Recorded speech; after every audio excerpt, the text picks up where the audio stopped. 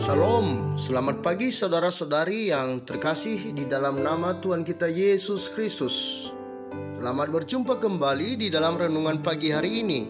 Sebelum kita membaca dan merenungkan firman Tuhan, marilah kita bersama-sama mempersiapkan hati dan pikiran kita dan memohon tuntunan Roh Kudus. Mari kita berdoa. Pujian tak henti kami naikkan kepadamu ya Bapa, atas segala kemurahan-Mu kepada kami sampai detik ini. Kami masih diberikan kesempatan menerima nafas kehidupan. Kami ingin tetap mengisi dan membekali diri dengan firman-Mu yang adalah sumber kekuatan, pelita bagi kami. Tuntunlah kami yang akan segera membaca dan merenungkan firman-Mu ini. Di dalam nama Tuhan Yesus Kristus kami berdoa. Amin. Saudara-saudari yang dikasihi Tuhan, renungan firman Tuhan pada pagi hari ini terambil dari Amsal pasal 3 ayat 5-6. Saya akan membacakannya untuk kita. Percayalah kepada Tuhan dengan segenap hatimu, dan janganlah bersandar kepada pengertianmu sendiri. Akuilah Dia dalam segala lakumu, maka Ia akan meluruskan jalanmu. Saudara-saudaraku yang terkasih, judul renungan pada pagi hari ini adalah Jangan andalkan kekuatanmu. Saudara-saudari yang dikasihi Tuhan, ketika diperhadapkan dengan masalah atau situasi sulit, kita seringkali bertindak dengan mengandalkan kekuatan kita sendiri karena merasa diri mampu untuk mengatasinya. Kita tak pernah melibatkan Tuhan untuk setiap keputusan dan tindakan yang kita ambil.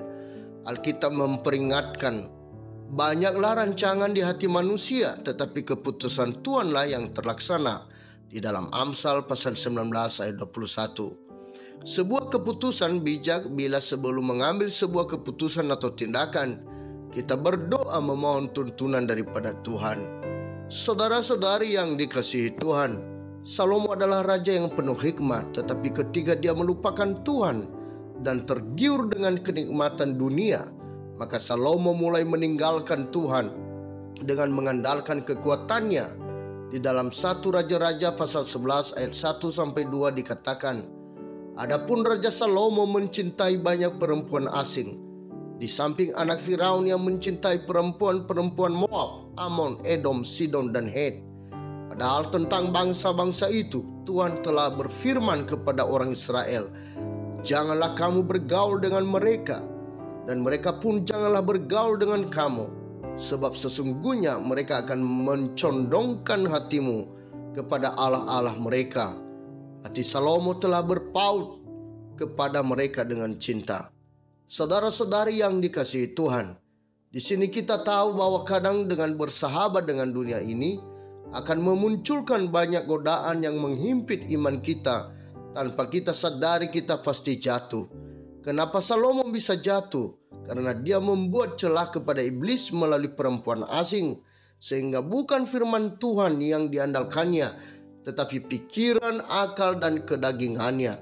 Firman Tuhan berkata di Galatia pasal 5 ayat 19 ayat 21, perbuatan daging telah nyata, yaitu percabulan, kecemaran, hawa nafsu, penyembahan berhala, sihir, perseteruan, perselisihan, iri hati, amarah, kepentingan diri sendiri, percideraan, roh pemecah, kedengkian, kemabukan, pesta pora, dan sebagainya. Terhadap semuanya itu, kuperingatkan kamu seperti yang telah kubuat dahulu, bahwa barang siapa melakukan hal-hal yang demikian, ia tidak akan mendapat bagian dalam kerajaan Allah. Saudara-saudari yang dikasihi Tuhan, kita perlu bertanya kepada Tuhan karena kita menyadari kekuatan dan kemampuan kita yang sangat terbatas. Karena itu kita membutuhkan uluran tangannya untuk menuntun dan menyertai kita. Janganlah kita mengandalkan kekuatan dan pengertian kita sendiri, tetapi senantiasa menaruh hidup kita di dalam tuntunan Roh Kudus. Di dalam Yeremia pasal 17 ayat 7 Tuhan berfirman, diberkatilah orang yang mengandalkan Tuhan, yang menaruh harapannya pada Tuhan. Demikianlah renungan pada pagi hari ini. Tuhan memberkati. Kita akan menutup renungan dalam doa. Tetapi jika saudara ingin didoakan secara khusus, hubungi email kami. Kerinduan kami agar channel ini menjadi berkat bagi banyak orang. Mari kita berdoa. Bapa Surgawi, barusan telah kami baca, dengarkan dan merenungkan firman-Mu. Engkau mengingatkan kami agar kami tidak mengandalkan dan bersandar pada kekuatan dan pengertian kami sendiri, tetapi dengan mengandalkan Tuhan saja dalam proses perjalanan hidup kami. Kiranya dengan tuntunan Roh Kudus, kami selalu meneladani firman-Mu ini. Jangan sampai kami membanggakan diri untuk segala pencapaian kami, karena sesungguhnya semua itu bisa terjadi hanya karena kasih dan penyertaan Tuhan kepada kami. Dan hindarilah kami dari rasa bersalah yang berlebihan bila rencana yang kami susun tidak berjalan, karena Engkau menyadarkan kami bahwa hanya atas perkenan-Mu semua bisa terjadi. Sebentar lagi kami akan melanjutkan kegiatan kami. Mohon kiranya Engkau menyertai kami agar setiap aktivitas yang kami lakukan menyenangkan hati-Mu.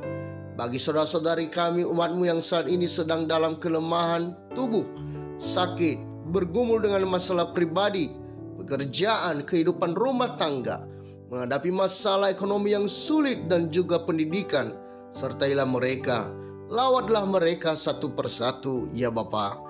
Berikanlah kesembuhan dan jalan keluar bagi mereka. Hanya Engkau tempat kami bernaung. Jadilah kehendak-Mu di dalam hidup kami.